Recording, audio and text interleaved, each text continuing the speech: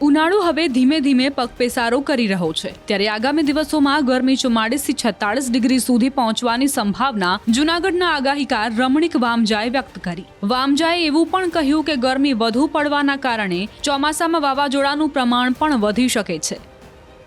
સૂર્યગ્રહણ ચંદ્રગ્રહણ એક ભૌગોલિક કારણ આવે છે. પૃથ્વી ગોળ છે, સૂર્ય ભગવાન ઉપર ચાલતો હોય શરીર. આને હિસાબે અતિ ભારે ગરમી પડશે. તારીખ 3 થી તારીખ 2-6 સુધી અતિ ભારે ગરમી ને તાપમાન 44 થી 46 સુધી ગરમી પ્રમાણ વધારે રહેશે. રોહિણી નક્ષત્ર આ રોહિણી નક્ષત્ર ગરમી થવાથી વરસાદ ને વાવાઝોડા થાય અને અતિ ભારે ગરમી પડશે. અતિ ગરમી જ્યારે અત્યારે જે આપણે પંખીનો માળો જે વચ્ચે રાખેલ છે અને ઈશાન ખૂણામાં રાખેલ છે. પંખીનો માળો હું 35 વર્ષથી આપું છું ને તાપમાન પણ ઊંચું રહેશે અને ઘણા કરોડ લોકો બીમારીનું પ્રમાણ પણ વધારે રહેશે તાપમાન હિસાબે.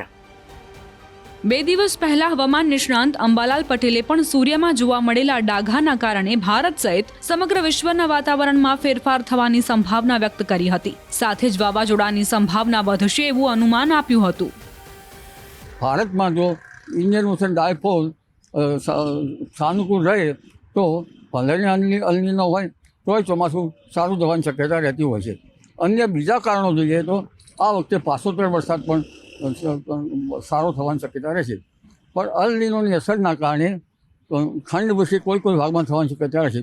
અને આ જે સૂર્યકલંકો જે છે એ ક્યારેક બંગાળ સાગર પર અસર કરે, અરબી સમુદ્ર પર અસર કરે તો ત્યાંની ગરમીના કારણે 26 કે 27 ડિગ્રી કે 30 ડિગ્રી ઉપર સેલ્સિયસ જવાની શક્યતા રહેતા ત્યાંની ગરમીના કારણે અરબી સમુદ્રમાં પણ સ્ટ્રોમ બનવાની શક્યતા રહેશે અને બંગાળ સાગરમાં એક પછી એક મજબૂત સ્ટ્રોમ બનવાની શક્યતા રહેશે, જેના કારણે દક્ષિણ ભારતમાં વધારે પ્રભાવિત થશે અને આ એક પછી એક લો પ્રેશરો ભારતમાં બનવાની શક્યતા રહેશે.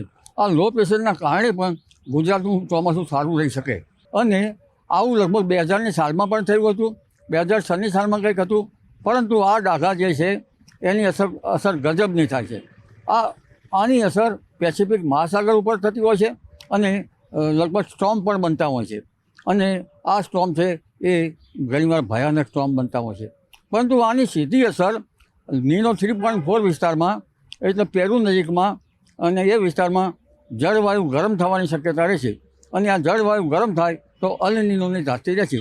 એટલે આ અલનીનો સૂર્યમાં હમણાં કલંકો જણાયા છે તેના કારણે બનવાની શક્યતા જણાઈ રહી છે. જો તેની અસર શું થશે તો વૈજ્ઞાનિકો જ કહે છે.